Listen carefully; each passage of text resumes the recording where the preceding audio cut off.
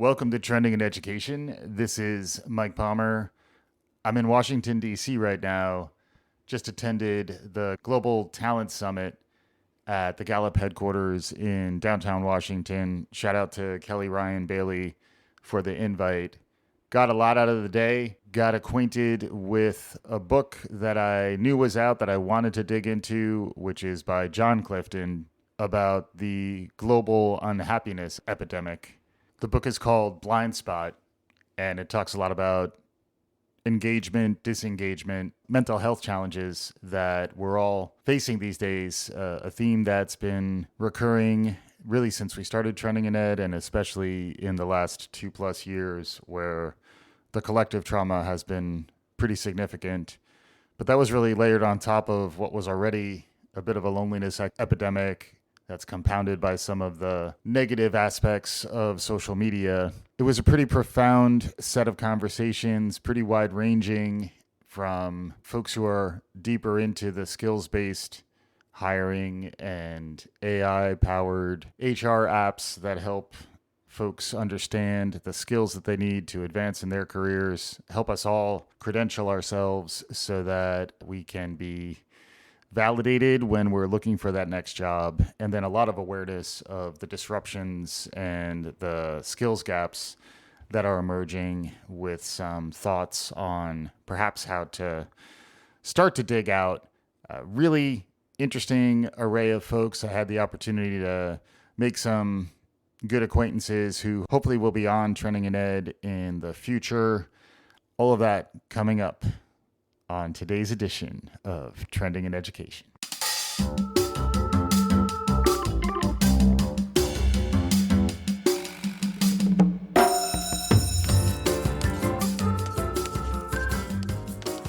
This is Mike. I'm back in Brooklyn.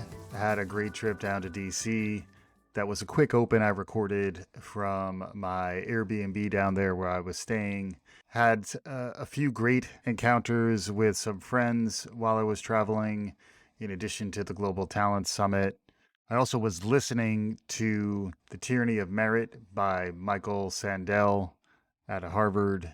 A really deep listen, deep read. I'm not quite through. I have about an hour and change left. It's tough to hear, but it is important.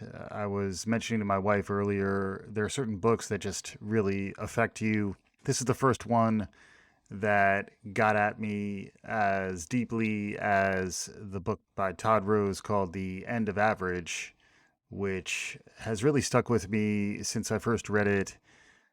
Got to be about 5 years ago.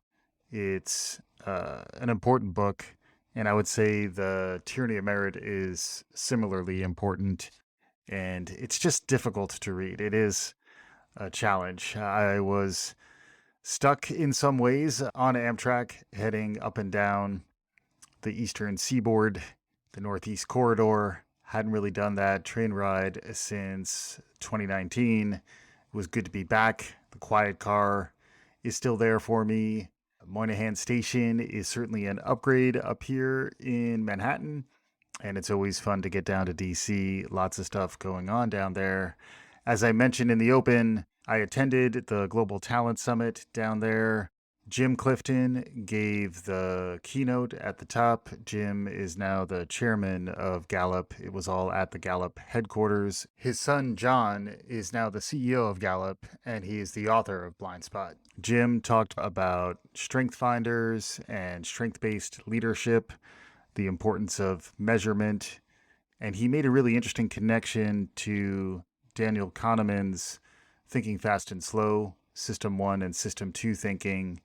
System 1 is much faster and more emotional. System 2 is much slower and more cognitive. That, in many ways, connects to the emotional component, which is the 70%, which is System 1.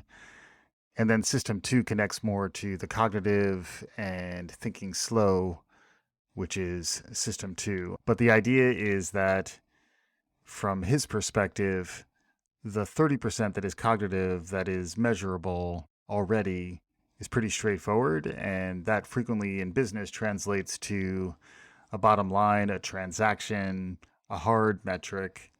He then focused instead on the other 70%, the emotional components, the things that are harder to quickly quantify. How do you get at them? You interview people, you ask them questions, you engage in surveys. So, in some ways, Jim was defending surveys and emphasizing the importance of emotion, emotional intelligence, social emotional connection, learner centered, human centered design thinking. A lot of the themes we talk about on the show, I definitely was impressed with his keynote, which seemed mostly extemporized and certainly hit the mark. The sponsorship of the summit was an organization called Diplomatic Courier. Anna Rold was heading up that aspect of the conversation. And then Kelly Ryan Bailey, who has been on Trending in Ed, who is a friend of mine who I've stayed in touch with over the years. She was representing her organization, Skills Baby, and she has a deep background from MC and Burning Glass and a bunch of organizations that are looking at skills-based hiring practices and ways in which the way we think about talent and the way we think about hiring evolves. All these things do blend together in my thinking. In particular, the Tyranny of Merit talks about the problem of credentialism and the overemphasis on higher ed and the bachelor's degree as the signal of your merit, as your gateway into a life of leisure and wealth and promise, when in reality, if you are talking about access to the most elite universities in the US, frequently that is limited to a very select subgroup of the population, which is frequently connected to their postal code and the socioeconomic status of folks who live in that social code. So it isn't really solving the problem of distributive justice. There's talk of John Rawls in there. Again, it's a deep read, but it did certainly inform my thinking when I attended the summit. And I will say, in their defense, I think there was some recognition of the reality that the more tried and true tracks that have been built to sort folks and figure out who qualifies for which types of jobs, which types of elite status bearing conferrals that exist within our society. It was refreshing to see awareness of the limitations there and also some activation to ensure that folks who maybe traditionally haven't had access to the meritocracy and the hallowed halls of our most esteemed organizations and our most esteemed institutions also have something to contribute and need to be embraced and brought into the conversation. So anyway, I would recommend The Tyranny of Merit. I'm about to crack open the blind spot to learn about the global unhappiness epidemic. And I would also encourage folks through all of this to maintain your optimism, to engage with your friends. Had a great dinner down in DC at a restaurant called Nina May, which I would recommend. I'd also recommend time to focus on yourself and also time to get back out in the world. It does feel, on the heels of my New York run, where I attended Fast Company's Innovation Summit, then followed that up with EdTech Week here in New York, and concluded it with Holon IQ's Global Summit, looking at where investment is happening. Impact investment was the focus at Holon, which included education, health, and the environment. Those were themes that I saw again at the summit down in DC. I'm going to pick up next to highlight and showcase a few of the sessions that really jumped out at me.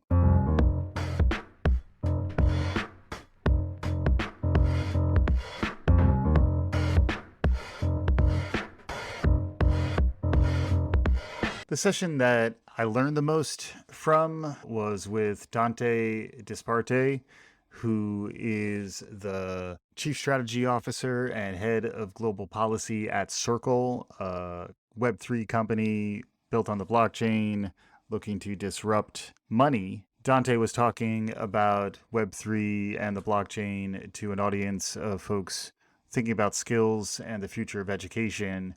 And he's really just trying to inform us on what is true and real and emergent when it comes to the blockchain and Web3, and then what is perhaps more hype and something to be careful about. He made some really interesting connections to how technology revolutions frequently are tied to global transformations that are happening on the economic side. He talked about some of the roots of our financial systems, which come from the Great Depression. If you look at the FDIC, among other institutions that provide that backstop and that federation of our banking system. He then jumped ahead to the financial crisis in 2008 and how, in many ways, that led to a new emergence of technologies and transformations of how we understand the world around us.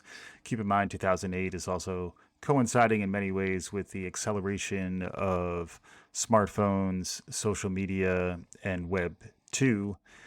And now he was likening the current state of affairs with the disruption that we've seen with the pandemic and other social upheaval in recent years, as that is providing the foundational environments and ecosystems through which the disruption that he's anticipating from the blockchain to really manifest. At one point, he likened Web 1 to the ability to read, Web 2 to the ability to read and write, and Web 3 to the ability to read, write, and own. The idea that now you can not just consume content, you can engage with it. That came with Web 2, which is this social media revolution and smartphone and individual creator economy, the ability to engage by writing. The new development that the blockchain and related technologies are allowing is the ability for individuals to actually own their content, own their engagement with emerging technology, which is something that is frequently associated with the blockchain. Dante Disparte, interesting thinker. I will be tracking him moving forward. At one point, he did say, and this is a rough quote, a lot of projects masquerading as blockchain projects are really Google Sheets running on the Amazon cloud. So the idea is that while he sees the promise of these emerging technologies, there's quite a bit of cashing in on the hype cycle and trying to get the lift that folks are looking for by saying it's powered by the blockchain or it's engaged with Web3. All that being said, there was definitely recognition that the credentialing problem certainly is one that could lend itself to blockchain technology, decentralized federation of skills and competencies that an individual could carry with him or her throughout their careers was something that was talked about. There was an interesting platform called Readocracy. The CEO of Readocracy was one of the speakers who was there. The idea there is that while it's not necessarily powered by the blockchain, the idea is that you can create a record of all the informal learning engagements that you have and carry that with you in a meaningful way. So imagine you could get a credit for the fact that you're listening to this podcast, or that you've listened to The Tyranny of Merit, or you've read blogs or read books or done other things, read newspapers. How are you staying informed, and how can that record be made transparent to others and be something that you can carry with you? The interesting Web3 element is that can you carry those things with you outside of a specific platform? If you think about in learning environments, what learning records can we hold on to that are not necessarily tied to a registrar's office, a transcript somewhere? Dante talked about how the high school he attended was basically destroyed by Hurricane Maria in Puerto Rico, and records of his high school experience, his transcripts, are really no longer there. How do we ensure ourselves against these types of risks and allow for something more resilient to stick with us and allow others to understand the skills we can bring to bear in a situation without necessarily being tied to a building, a facility, an institution, even Web 2 technology. Are there ways in which the individual can actually own their learning record, own their credentialing moving forward? Definitely got a lot out of that, and I would recommend you track what Dante has going on. We'll be including links to some of that information on the show notes for this episode.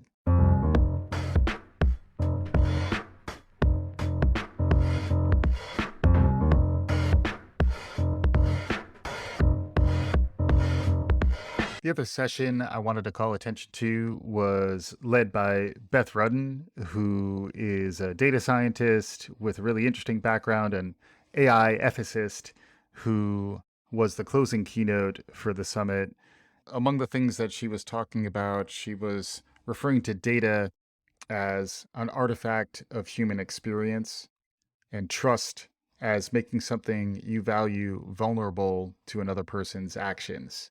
And that's a quote from Charles Feltman. She really broke down what artificial intelligence is and why it's so important that we develop the right ethical understandings of it heading into a very challenging period that she sees on the horizon, where we're going to need to become fluent in AI and get smart about our design of these technologies, whether it's for hiring or whether it's to develop the skills that folks need to be effective in their roles. I'm hoping we can get Beth on the show down the road. She really had a lot to offer. She also created a really great set of visuals with her slides and recommended using the AI-powered software Midjourney to create that, where you basically give the AI some basic instructions. It begins to create images based on what you provided, and then you can tune and adjust accordingly. I got to say, she did create a very interesting mood through the use of her imagery, and it was a really deep way to end the day. So all in all, I got to give a nod to Kelly and Anna, who ran the session, all the folks at Gallup who were very generous with use of the space. They ran a great StrengthsFinder session. There were interesting panels throughout the day. I've been attending enough of these live conferences over the last few weeks to reacclimate to how they're done. And despite the fact that I know there are many benefits to doing these things online, it's much more inclusive, it's much less expensive, and it's a lot more open to folks. There is some benefit to these other formats, and I was certainly reminded of that. Also reminded to the power of travel, the power of train travel, the power of, like I said, engaging with friends. I look forward to continuing conversations about skills-based hiring, the skills economy, how it's changing, how organizations and startups are trying to respond to the emergent needs, and then also get connected to thought leaders who are trying to effect change in the world of education so that we can start to get out ahead of some of these massive disruptions that are happening and be coherent in how we strategize about the future of education, the future of learning. One thought that comes to mind, and it is emphasized really throughout many of the conversations I've had in recent weeks, is how K-12 is really not adapting fast enough to respond to these massive disruptions.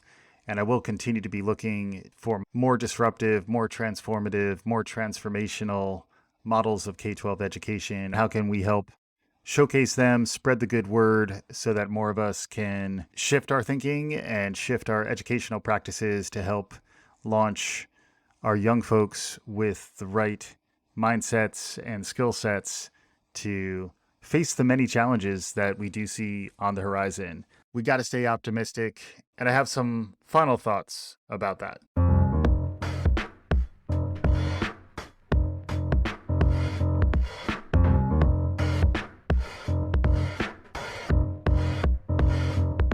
There were quite a few quotes at the summit that were shared. One that really struck a chord with me was from Maya Angelou, who said, "If you don't like something, change it. If you can't change it, change your attitude. There are so many reasons now to be depressed. There's the idea of doom scrolling, which I think we've all lived in many different ways. As many of our listeners may know, I am a Mets fan. I earlier tonight saw my team bow out of the 2022 playoffs. Playoffs? My response to that was to double check to see exactly how many days it is until spring training 2023. For those of you scoring at home, or even if you're alone, there's 126 days, 29 minutes, and 10 seconds until spring training starts at the time of this taping. There's always reasons for hope. There's always opportunities to change your frame of reference, your mindset, to be more positive and hopeful. That is something that I know I've been struggling with, but it is something that I think we all can lean into. It is a place where I get social emotional, baby. That's right. Still, after all these years. And it's because if we don't get social emotional, if we don't lean into our humanity, things could break bad. But that's not a reason to lose hope. That's a reason to seek meaning, to seek impact. It does remind me of the conversations I was having with Celine Coggins about her project, the Legacy Years project, talking about how Generation X should be leaning into this time in their lives and be thinking more coherently about how we can activate and make an impact, leave the right kind of legacy rather than be remembered for what we failed to do. The gauntlet has been dropped. I also did watch House of Dragons tonight. No spoilers, but I was surprisingly impressed with where this season is heading. It is a time to note when gauntlets have been dropped, but then muster the power to either change what we don't like or change our attitudes. It is something that humans have a unique capacity to do. Reminds me also of the quote from Martin Luther King, Letter from a Birmingham Jail, where he says, and I'm paraphrasing, it's better to be the thermostat than the thermometer. We have the ability to muster our emotional power. Getting back to what Jon Clifton was saying in his keynote, the emotion, the 70%, the stuff that's harder to measure, the stuff that's harder to create as AI, the stuff that is harder to automate, is the place where we find what is truly human and we find where we can really make an impact. How do we think about that as educators? How do we think about that as parents, as folks who care about the future? How do we think about that as folks who are invested in our youth and their promise and their resilience? The idea of reframing the trauma and challenges facing the rising generations into recognition of the resilience of youth. There is some resilience and mettle to the human spirit that is being demonstrated when you think about what many of our children and many of us continue to overcome in our lives. And that all takes me back to Viktor Frankl, Man's Search for Meaning. Suffering is really the crucible through which meaning is created. And we've had some challenges to overcome in recent years. But I got to say, I am somewhat heartened by connecting to folks more and getting out into these spaces, seeing the desire to change, seeing the emergent energy and emergent hope. That thing with wings, to quote Emily Dickinson. Anyhow, it's been a whirlwind. I need to lick my wounds as a Mets fan, recover from all this travel, and get back into the more introverted aspects of my life, in addition to the joy that my 3-year-old son is bringing me these days. It's been a tremendous ride so far. I'm happy that we're now past that 500th episode milestone and we're looking ahead to the future. Hopefully, if you're enjoying what you're hearing, you can tell your friends. If you'd like to be part of the show, email me at mike@palmer.media. I'm always open to get feedback and folks who might want to volunteer to engage in any way that makes sense. Have some interesting shows coming up on the horizon, some new interviews coming down the pike, and even some other new podcasts that are launching that I am a part of that you'll be hearing about more down the road. But for now, one final Word of thanks to the folks who put on the Global Talent Summit down in Washington, D.C. Also, a call out to anyone who is running summits or engaging in interesting ways about the future of learning. We travel and we will get out there if you offer us the opportunity, and hopefully curate that conversation for our listeners so folks can stay on top of what's happening, even if you can't always make it out to the scene itself. With that, we're going to bring this episode to its conclusion. Thanks as always for listening. We'll be back again soon. This is Trending in Education.